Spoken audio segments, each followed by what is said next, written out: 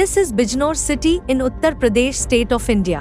Hindu hooligans are assaulting a Muslim family on the eve of Holi. Expressing their hatred against, the Hindu fanatics smeared black paint to the faces of the Muslims. Muslims have always been a target of Hindutva terrorism in India. However, after Modi came into power, India has become a living hell for minorities, particularly the Muslims. Under patronage of the Modi regime, Muslims are being martyred, their houses are being bulldozed, their businesses are being attacked, and mosques are being demolished. Human rights groups have recently raised concerns about what they say are illegal demolitions targeted specifically at Muslim homes, businesses and places of worship in different parts of India. Behind me here is the debris of a mosque in South Delhi. Next to it, there was a Muslim religious school. And here, further up to my right, there was a Muslim graveyard.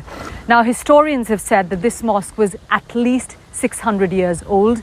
The government, however, says these were illegal structures. And on one morning in January, they came here with bulldozers and hundreds of police officers and destroyed it all.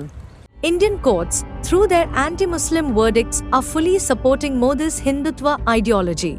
In a recent verdict, Allahabad High Court has declared Uttar Pradesh Board of Madrasa Education Act as illegal. Modi काल को वैसे तो बहुत सारी चीज़ों के लिए याद किया जाएगा, लेकिन उसमें एक और है हमारी अदालतों का हाल। अदालतें जहां फैसले तो हो रहे हैं लेकिन इंसाफ नहीं हो रहा है।